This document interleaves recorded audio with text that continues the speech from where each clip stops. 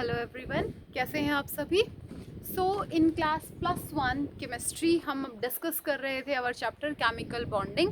Chemical bonding में अभी तक हमने एक अप्रोच स्टार्ट कर रखी है, कॉसल लेविस अप्रोच, जिसमें हम आयनिक बॉन्ड वाले पोर्शन को कंप्लीट कर चुके हैं। आज हम डील करेंगे about covalent bond. Covalent bond की जो फॉर्मेशन थी उसको स्टडी किया लेविस ने, फिर उसी को आगे कंटिन्यू किया लैंगम्यूर ने, इसीलिए कलेक्टिवली हम बोलते हैं Lewis Langmuir concept. So first thing is कि जो एटम्स है वो कोवलेंट बॉन्ड क्यों बनाते हैं। Atoms form covalent bond for attaining noble gas electronic configuration. So the first point here is, जो हमें लिखेंगे, एटम फॉर्म बॉन्ड, क्यों बनाते हैं atoms bond? To attain noble gas electronic configuration. किस लिए बनाते हैं atom bond? Noble gas electronic configuration attain करने के लिए। Covalent bond form mostly in similar और dissimilar atoms. Covalent bond is formed, आप सेम एटम्स के बीच में भी कोवलेंट बॉन्ड बना सकते हैं और डिफरेंट एटम्स के बीच में। फॉर्म्ड बिटवीन सेम एटम्स और डिफरेंट एटम्स। सेम एलिमेंट्स के बीच में भी ये बॉन्ड बन सकता है और डिफरेंट एलिमेंट्स के बीच में भी ये बॉन्ड बन सकता है। लेकिन जब हमने आयोनिक बॉन्ड बनाया था तो हमने क्या किया था, एक स्पीसीज पॉजिटिवली चार्ज थी, एक स्पीसीज नेगेटिवली चार्ज थी। उस टाइप से यहाँ पे कोई चार्ज डिस्ट्रीब्यूशन नहीं होता। There is no such charge distribution occur here. Atoms does not acquire any charge। Atoms के ऊपर यहाँ पे कोई चार्ज एक्वायर नहीं होता। दूसरा जो हमारा कोवलेंट बॉन्ड होता है ना, उसका नेचर नॉन पोलर होता है। Non polar bonds are formed. Nature of bond is non polar. Nature of bond is non polar. So what is a covalent bond? Covalent bond क्यों बना? ताकि नोबल गैस इलेक्ट्रॉनिक कॉन्फ़िगरेशन लाई जा सके। Same atoms के बीच में भी कोवलेंट बॉन्ड बन सकता है, डिफरेंट के बीच में भी बन सकता है। यहाँ पे एटम्स पे कोई चार्ज नहीं आता। जो बॉन्ड का नेचर रहेगा, फाइनल जो लास्ट आपका रिजल्ट रहेगा, वो कैसा रहेगा? नॉन पोलर रहेगा। सो अगर हम कोवलेंट बॉन्ड को डिफाइन करें, definition of covalent bond is going to be the bond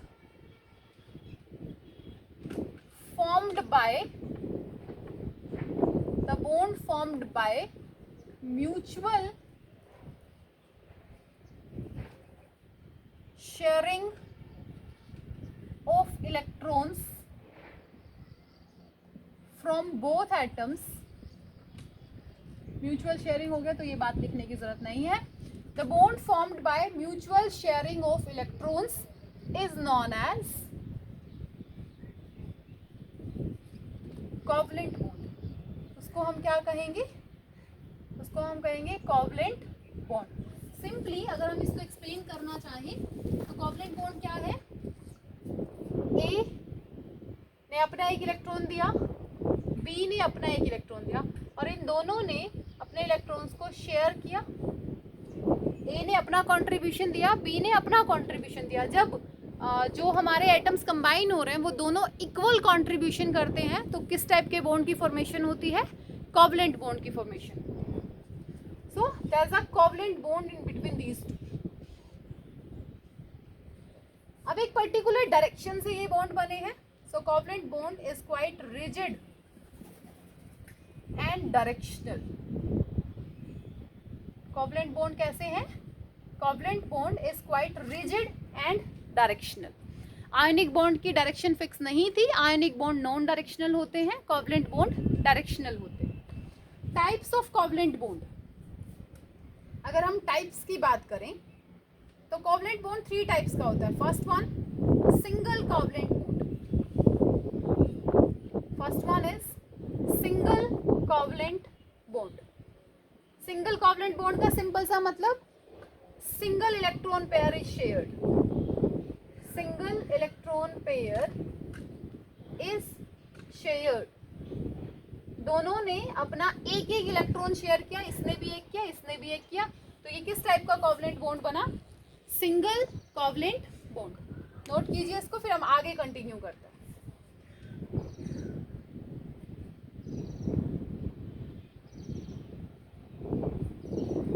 so single covalent bond क्या हुए?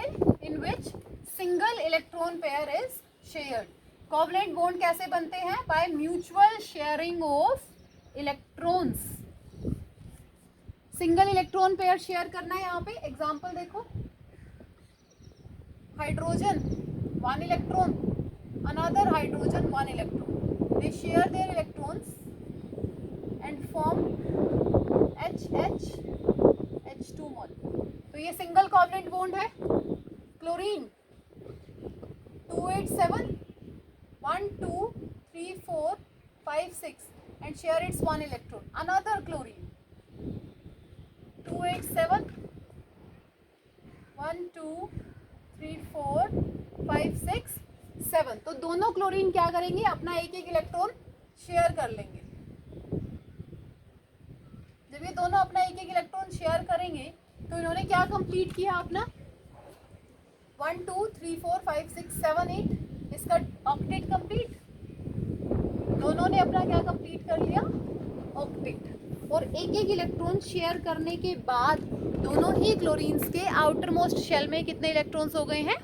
There are 8 electrons in the outermost shell of each chlorine after sharing. Before sharing नहीं, share करने के बाद. Next is, अगर hydrogen में पूछे कि हाइड्रोजन में ऑक्टेट कंप्लीट हुआ है या डुप्लेट, तो हाइड्रोजन के आउटर मोस्ट में सिर्फ 2 इलेक्ट्रॉन्स आ सकते हैं, आए हैं. तो यहाँ पे हाइड्रोजन ने कंप्लीट किया अपना duplet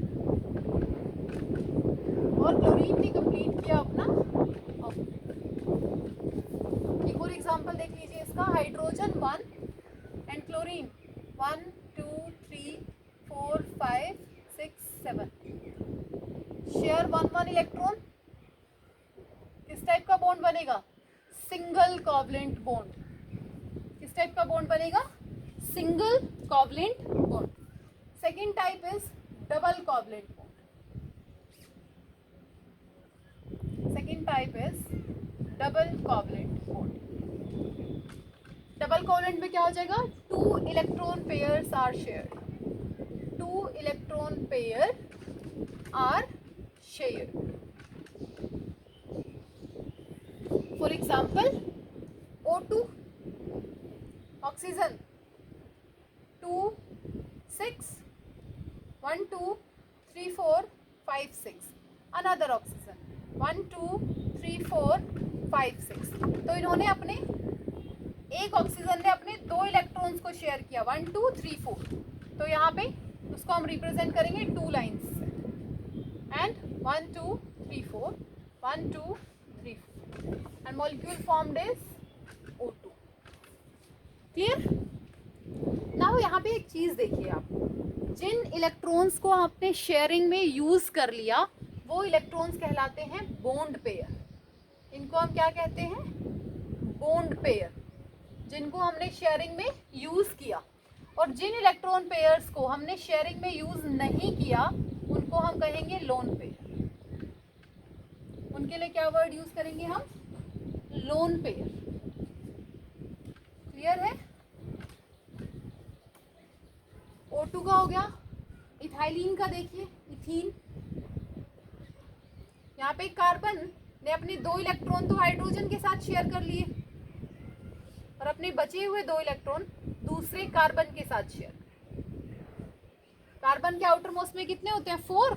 1 2 3 4. Share its 2 electron with single covalent bond with hydrogen and share its 2 electron with another carbon to form double covalent bond. देखो, काउंट करो 1 2 3 4 5 6 7 8. तो इस तरीके की शेयरिंग से कार्बन का ऑक्टेट कंप्लीट है और हाइड्रोजन का डुप्लेट कंप्लीट है. दिस वन इज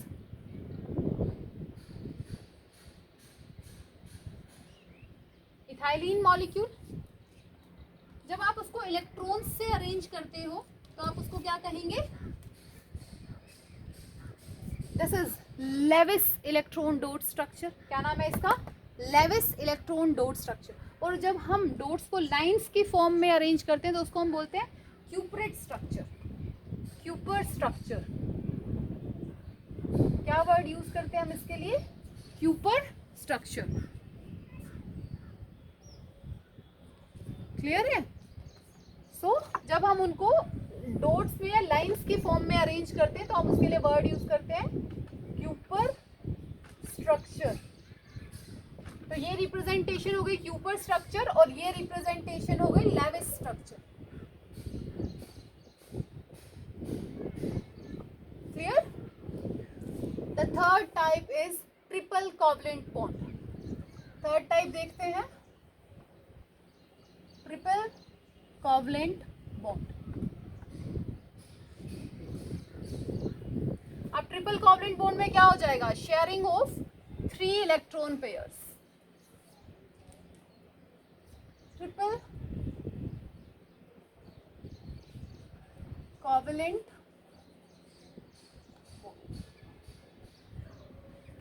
कब किसको कहेंगे triple covalent bond? When 3 electrons are shared. 3 electron pair are shared. 3 electrons are shared from each atom. From each atom. For example, nitrogen 2 5, तो outer most में कितने हैं? 5। Levi's structure को हमने बताया था कि लिखते टाइम हम डॉट्स में सिर्फ आउटर मोस्ट शेल्स को लेते हैं। सो 1 2 3 4 and 5. Another nitrogen 1 2 3 4 and 5. They share their 3 electrons collectively. क्या शेयर करते हैं? ये अपने 3 इलेक्ट्रॉन्स को कलेक्टिवली शेयर करते हैं। सो यहाँ पे कितने बॉन्ड बनेंगे? 3 nitrogen bonds. Triple bond is formed here. This is the example of 3 covalent bond. Clear है? Now we are going to discuss about the conditions of covalent bond. Now we are going to discuss about the conditions of covalent bond. तो covalent bond show करने की conditions क्या है? First one, electronegativity.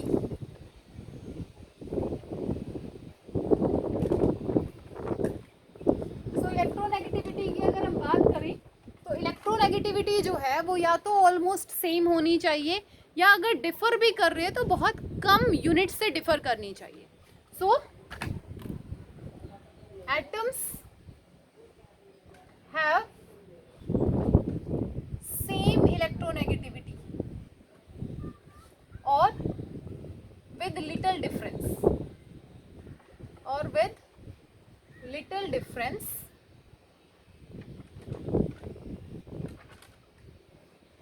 undergoes covalent bond formation. तो हमारे जो atoms जिनकी electronegativity में थोड़ा बहुत डिफरेंस रहेगा वो कोवलेंट बॉन्ड फॉर्मेशन में जाएंगे, जिनकी सेम रहेगी वो कोवलेंट बॉन्ड ही बनाएंगे। क्लियर है? So next term we are going to discuss here is covalency.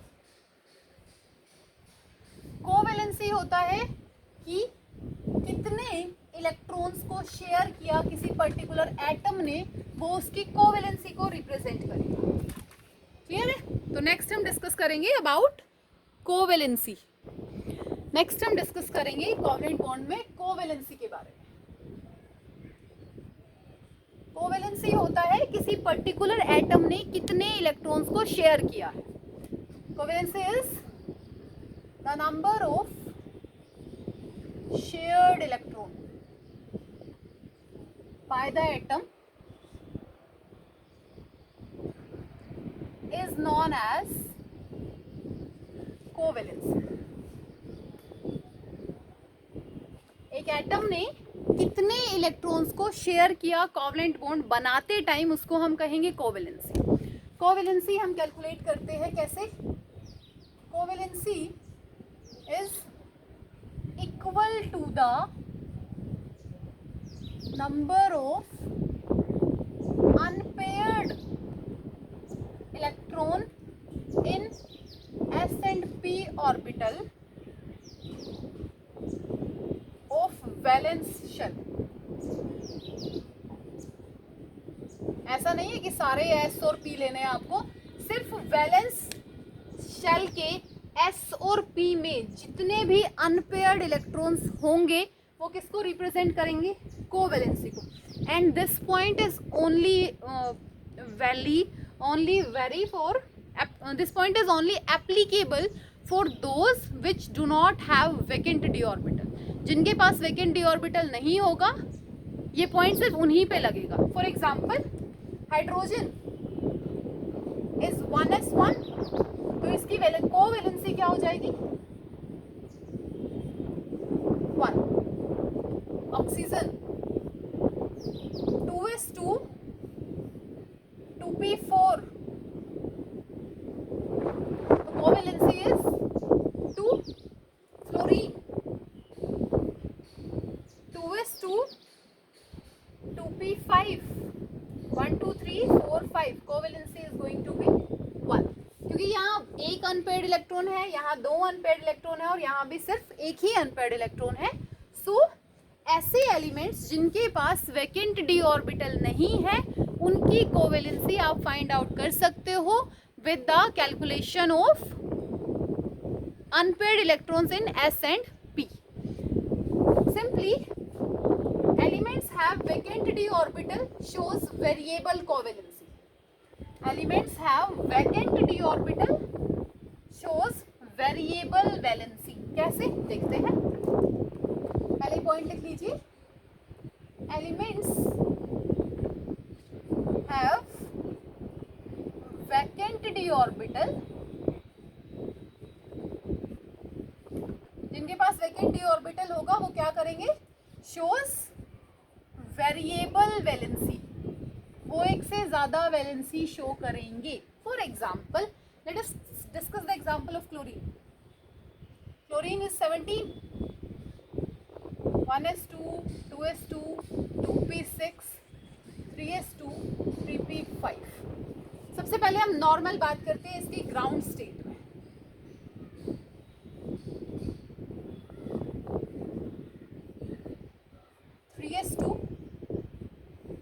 and 3p5 1 2 3 4 and 5. the covalency is, सिर्फ एक ही अनपेयर्ड इलेक्ट्रॉन है तो कोवेलेंसी इज 1. और यहाँ पे जो 3d है वो एम्प्टी है. 3d5 खाली है, कोवेलेंसी 1.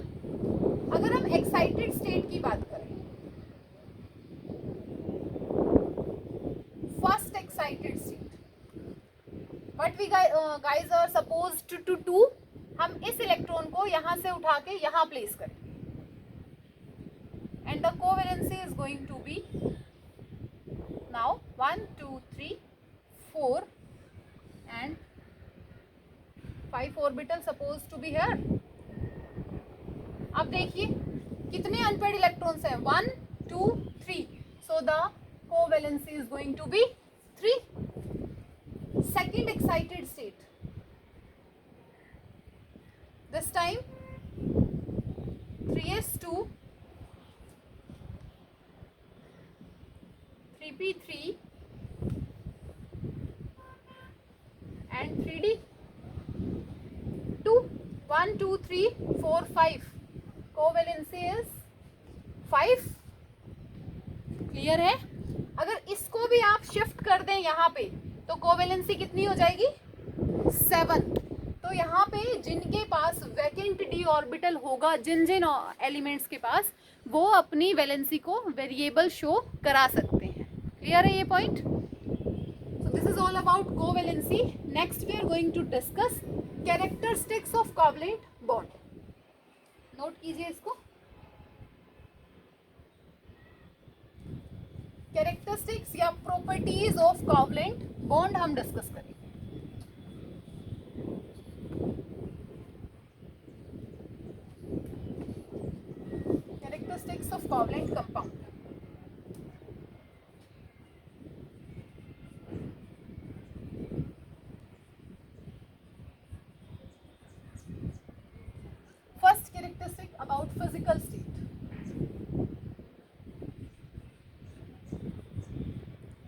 जनरली जो हमारे कोऑर्डिनेशन कंपाउंड्स है ना वो गैसेस और लिक्विड होते हैं. Generally they exist in gaseous and liquid form. ऐसा क्यों? क्योंकि इनमें जो फोर्स ऑफ अट्रैक्शन है वो वीक है in comparison to ionic compounds. Clear? Generally किस फॉर्म में एग्जिस्ट करते हैं? गैसेस और लिक्विड में. Some are soft solid,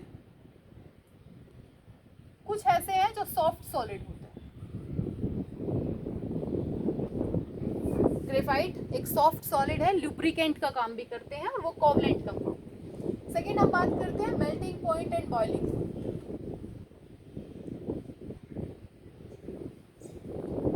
comparative low, इनका जो मेल्टिंग पॉइंट और बॉइलिंग पॉइंट है वो कंपैरेटिवली लो होता है. किससे? आयोनिक कंपाउंड्स से, क्योंकि इनमें जो फोर्स ऑफ अट्रैक्शन है वो वीक होती है. एक्सेप्शन है यहाँ पे डायमंड का मेल्टिंग पॉइंट और बॉइलिंग पॉइंट बहुत हाई होता है. कार्बोरंडम, कार्बोरंडन का एक और नाम होता है सिलिकॉन कार्बाइड. ठीक है? एंड सिलिका, ये भी सिलिका भी इसका एक्सेप्शन है. SiO2, ये तीनों ही कंपाउंड्स ऐसे हैं जिनका मेल्टिंग पॉइंट और बॉइलिंग पॉइंट क्वाइट हाई होता है. Third one is crystal nature की बात करें तो 3 टाइप का क्रिस्टल नेचर ये शो करते हैं. फर्स्ट वन मोलिक्यूलर फॉर्म, जैसे H2, I2, Cl2 etcetera. Second one layered structure ये शो करते हैं. कैसा? Layered structure. लेयर्ड स्ट्रक्चर होते हैं ग्रेफाइट में, जो कि एक सॉफ्ट लुब्रिकेंट का काम भी करता है graphite. And the third structure is 3D structure. And example of 3D structure is diamond. So यहाँ पे छोटा सा डिफरेंस है आप लोगों के लिए. डायमंड और ग्रेफाइट का डिफरेंस आपको देखना है. This is about crystal nature. Note करो, फिर हम नेक्स्ट प्रॉपर्टी डिस्कस करेंगे. The next property we discuss is electrical conductivity.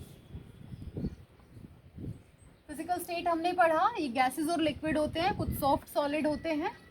इनका क्रिस्टलाइन स्ट्रक्चर हमने देखा, इनका मेल्टिंग पॉइंट बॉइलिंग पॉइंट देखा. अब नेक्स्ट हम देखेंगे there electrical conductivity.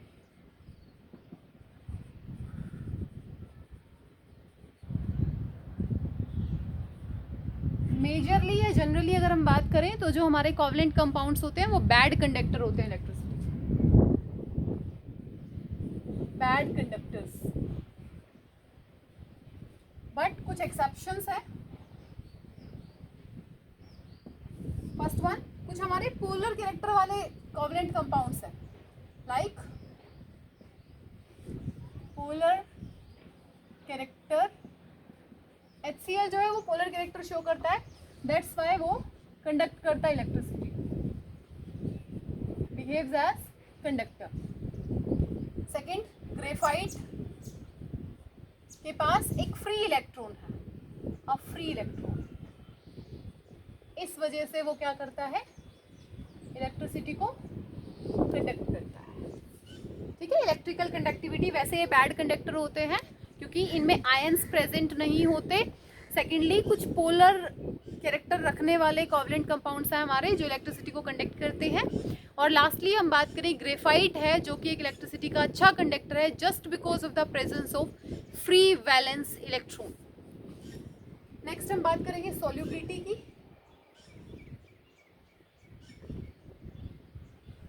So covalent compounds are soluble in non-polar substances, non-polar solvents. क्योंकि इनमें पोल्स नहीं बनते तो ये नॉन पोलर सॉल्वेंट्स में ही डिसॉल्व होते हैं. लाइक डिसॉल्व्स लाइक, जो जैसा है वो उसी को डिसॉल्व करेगा. बट कुछ कुछ एक्सेप्शंस हैं, जैसे वाटर नहीं, HCl,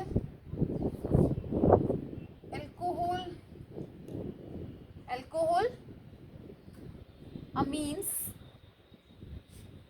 are soluble in water. ये दोनों ही कैसे हैं? कोवलेंट है। ये पानी में सोल्यूबल होते हैं because of the formation of hydrogen bond. किस वजह से? हाइड्रोजन बॉन्ड बनने की वजह से ये पोलर सॉल्वेंट्स में भी डिसॉल्व हो जाते हैं इजीली। कोवलेंट कंपाउंड हमारे किस टाइप की रिएक्शन शो करते हैं? दे शोज मॉलिक्यूलर रिएक्शंस। दे shows molecular reactions.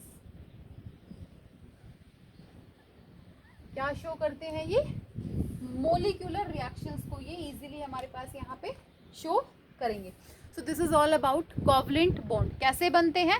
Mutual sharing से बनते हैं। नेचर नॉन पोलर होता है, they are directional and there are some properties जो हमने इसकी डिस्कस की।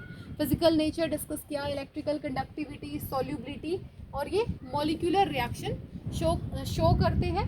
और ये जो रेट है ना मॉलिक्यूलर रिएक्शंस का, ये स्लो होता है। क्यों? क्योंकि यहाँ पे दो काम करने होते हैं। पहला, ब्रेकडाउन ऑफ कंपाउंड्स, आयंस में उसको तोड़ेंगे, और दूसरा फॉर्मेशन ऑफ न्यू कंपाउंड्स। सो इन दो स्टेप्स की वजह से ये जो रेट है इन रिएक्शंस का वो स्लो होता है। This is all about covalent compounds and covalent bond. Next हम स्टार्ट करेंगे डिस्कस करना कोऑर्डिनेट बॉन्ड। नेक्स्ट हम डिस्कस करेंगे कोऑर्डिनेट बॉन्ड।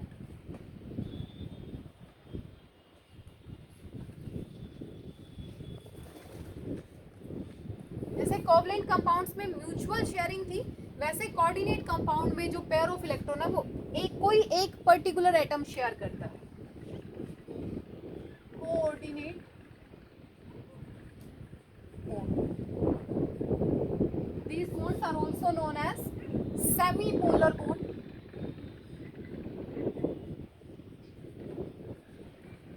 या हम इसको कहेंगे डेटिव बॉन्ड। कैसे? देखिए, यहाँ पे एक इलेक्ट्रॉन के पास एक पेयर ऑफ इलेक्ट्रॉन एक्स्ट्रा है और दूसरे के पास उसको लेने के लिए वैकेंट स्पेस है। एक के पास पेयर ऑफ इलेक्ट्रॉन है कंप्लीट और दूसरे के पास वैकेंट स्पेस है उसको एक्सेप्ट करने के लिए। जब ये अपना पेयर ऑफ इलेक्ट्रॉन इसको डोनेट करेगा, या इसके साथ नॉट डोनेट शेयर करेगा, जब ये अपना पेयर ऑफ इलेक्ट्रॉन इसके साथ शेयर करेगा तो उस टाइम ये किसकी फॉर्मेशन करेगा? Coordinate bond. कोऑर्डिनेट बॉन्ड भी शेयरिंग से ही बना है, बट एक डिफरेंस है। कोवलेंट में म्यूचुअल शेयरिंग थी, यहाँ पे एक ही एटम अपना पेयर ऑफ इलेक्ट्रॉन शेयर करता है। तो डिफाइन कैसे करेंगे इसको हम? In coordinate bond both electron are shared by one of them. दोनों में से किसी एक ने अपने दोनों इलेक्ट्रॉन्स को क्या किया है? शेयर किया है। फॉर एग्जाम्पल NH3 के पास एक पेयर ऑफ इलेक्ट्रॉन है एंड BF3 एक इलेक्ट्रॉन डेफिशिएंट स्पीसीज है, क्योंकि BF3 का अगर हम स्ट्रक्चर देखते हैं ना तो इस टाइप से है, दो इलेक्ट्रॉन और दो electron. There are only 6 electrons और ऑक्टेट कंप्लीट करने के लिए कितने चाहिए? 8 इलेक्ट्रॉन्स। तो ये किस टाइप की स्पीसीज है? Electron deficient species. Now nitrogen share its pair of electron with BF3। तो ये कुछ इस तरीके से नजर आएगा हमें। अब नाइट्रोजन ने अपना पेयर ऑफ इलेक्ट्रॉन डोनेट किया है तो ये हो जाएगा लेविस बेस। नाइट्रोजन कैसे एक्ट कर रहा है यहाँ पे? अमोनिया लेविस बेस की तरह। और BF3 ने पेयर ऑफ इलेक्ट्रॉन को एक्सेप्ट किया है तो वो कैसे एक्ट करेगा? लेविस एसिड की तरह।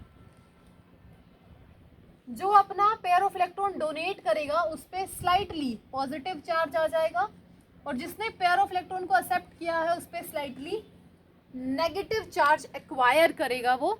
इसीलिए कोऑर्डिनेट बॉन्ड का एक नाम है सेमी पोलर बॉन्ड। एक और एग्जांपल देखिए इसका, NH3 having pair of electron, H positive, एक इलेक्ट्रॉन था वो भी चला गया, तो इसको अब 2 इलेक्ट्रॉन चाहिए अपना डुप्लेट कंप्लीट करने के लिए, there is sharing takes place, और यहाँ पे इस तरीके से एक कोऑर्डिनेट बॉन्ड की फॉर्मेशन हो जाएगी, एक्वायर स्लाइड पॉजिटिव चार्ज। और इस कंपाउंड को हम लिखते हैं NH4 positive, this ion is known as ammonium ion. इस आयन का नाम क्या है? Ammonium ion. This is all about coordinate bond. Now let's start discussing about their properties. किस टाइप का बॉन्ड है, क्या क्या प्रॉपर्टीज होती हैं। So the first property is physical state. Dative bond जो है हमारा, डेटिव बॉन्ड में एक डोनर होता है और एक एक्सेप्टर होता है। जो डोनर होता है उसको हम लेविस बेस कहते हैं और जो एक्सेप्टर है उसको हम लेविस एसिड कहेंगे। First property physical state. जो हमारे कोऑर्डिनेट कंपाउंड्स है ना, coordinate bond containing compounds, they exist in solid, liquid as well as gases. ये तीनों फॉर्म्स में एग्जिस्ट करते हैं। अगर हम इनके मेल्टिंग पॉइंट और बॉइलिंग पॉइंट की बात करें तो सबसे ज़्यादा होगा आयोनिक कंपाउंड्स का, उसके बाद कोऑर्डिनेटेड कंपाउंड्स, और सबसे कम होगा कोवलेंट कंपाउंड्स, क्योंकि इनमें सेमी पोलर नेचर आ जाता है, इसीलिए इनका मेल्टिंग पॉइंट बॉइलिंग पॉइंट थोड़ा सा ज़्यादा हो जाता है। अगर हम सोल्यूबिलिटी की बात करें तो है तो ये भी क्या शेयरिंग से ही बने हैं, सोल्यूबल इन नॉन पोलर। किन में इजीली सोल्यूबल है ये? नॉन पोलर सॉल्वेंट्स में। अगर हम बात करें इनकी कंडक्टिविटी की,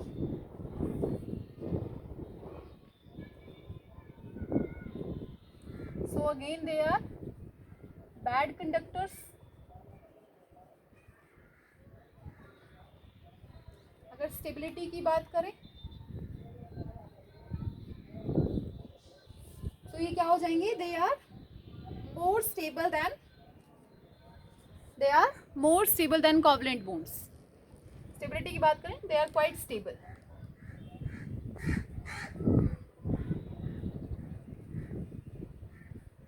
They are quite stable. They shows molecular reaction. They shows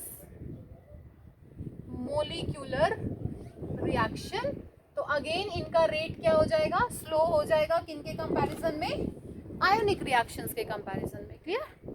एक इंपॉर्टेंट पॉइंट, जो हमारे कोऑर्डिनेशन कंपाउंड्स होते हैं ना, उनका डाइइलेक्ट्रिक कांस्टेंट बहुत हाई होता है। Their dielectric constant value is high. Their dielectric constant value is high. Dielectric constant क्या होता है? पावर, कैपेबिलिटी इलेक्ट्रॉनिक चार्जेस को सेपरेट करने की। So these are the properties of covalent coordinate bond. तीनों स्टेट्स में मिलते हैं। इनका मेल्टिंग पॉइंट और बॉइलिंग पॉइंट आयोनिक कंपाउंड से कम होता है और कोवलेंट कंपाउंड से ज़्यादा होता है।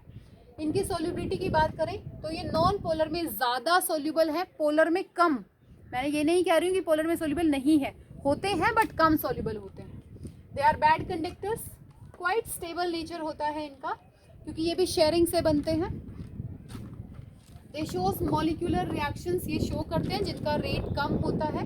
इनके डाइइलेक्ट्रिक कांस्टेंट की वैल्यू काफ़ी ज़्यादा हाई होती है। Okay, so we discussed about ionic bond, covalent bond, coordinate bond. In the very last हम डिस्कस करेंगे, फर्स्ट लेक्चर में हमने ऑक्टेट रूल पढ़ा था कि किसी भी चीज़ का स्टेबल होना डिपेंड करता है कि उसके आउटर मोस्ट कॉन्फ़िगरेशन में कितने इलेक्ट्रॉन्स हैं। 8 इलेक्ट्रॉन्स, कितने नहीं 8 इलेक्ट्रॉन्स, जिसको हमने नाम दिया था octet rule. But octet rule की कुछ वायोलेशंस हैं, कुछ डिफॉर्मिटीज़ हैं जो हम अभी डिस्कस करेंगे। नोट कीजिए इसको। नेक्स्ट वन हम देखेंगे limitations of octet rule.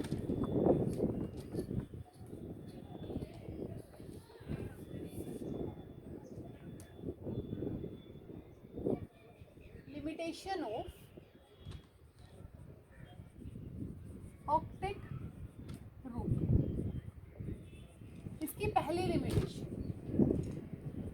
Compounds of hydrogen.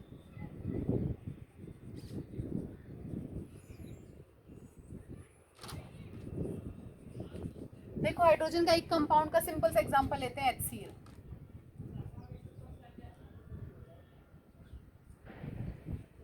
अगर हम इस स्ट्रक्चर को ध्यान से देखें तो हाइड्रोजन के आउटर मोस्ट में सिर्फ 2 इलेक्ट्रॉन्स हैं, फिर भी ये कंपाउंड स्टेबल है. तो ऑक्टेट रूल वायलेट हुआ.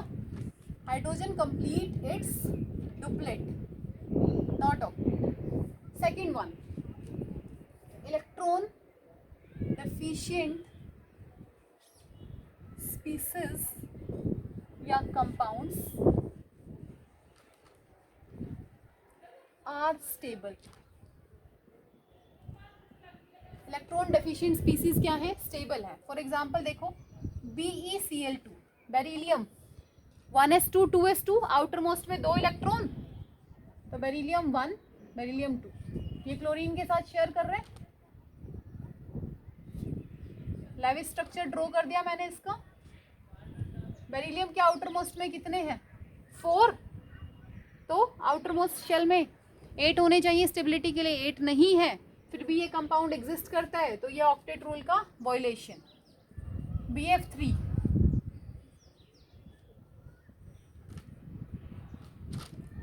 आउटर मोस्ट में ओनली 6 इलेक्ट्रॉन, 8 नहीं है, कंपाउंड स्टेबल है, एग्जिस्ट करता है. थर्ड वन,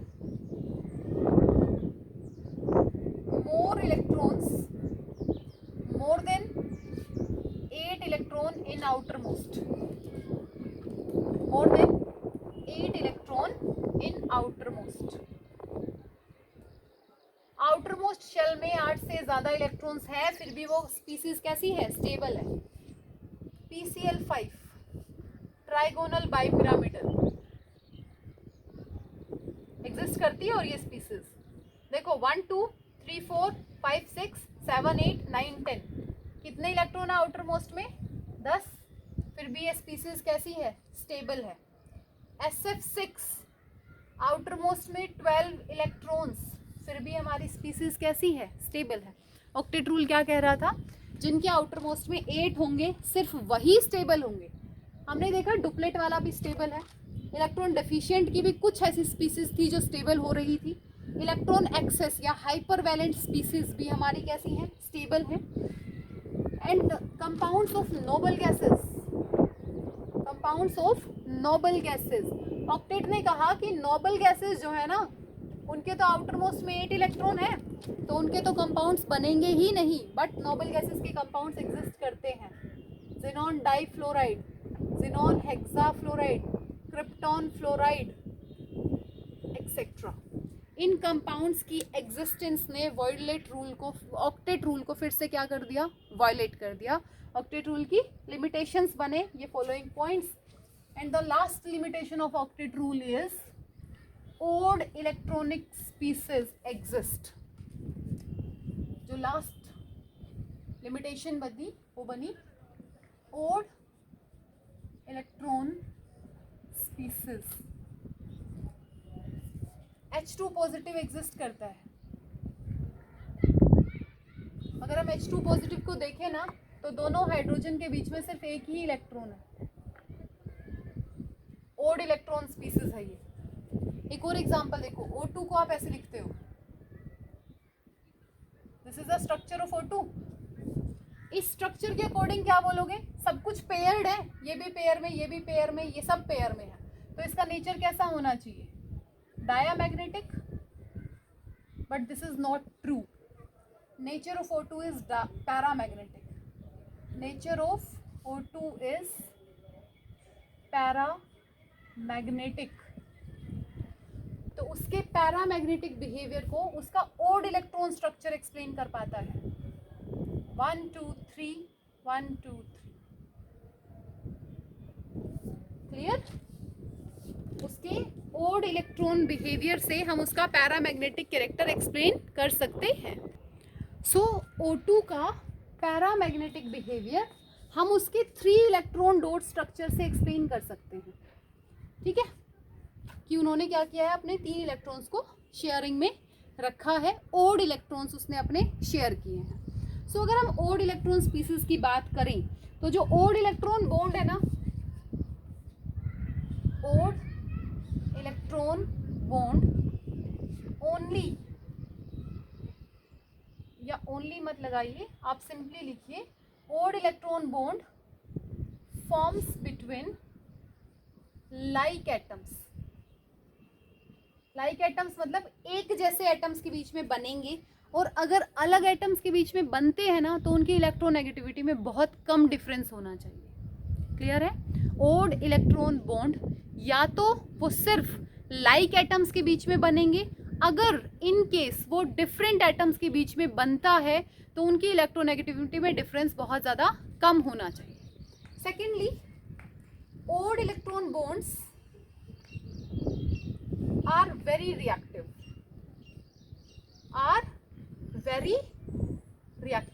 ये जो बॉन्ड्स हैं ये बहुत ज़्यादा क्या होते हैं, रिएक्टिव होते हैं। अगर इनकी स्ट्रेंथ की बात करें, देयर स्ट्रेंथ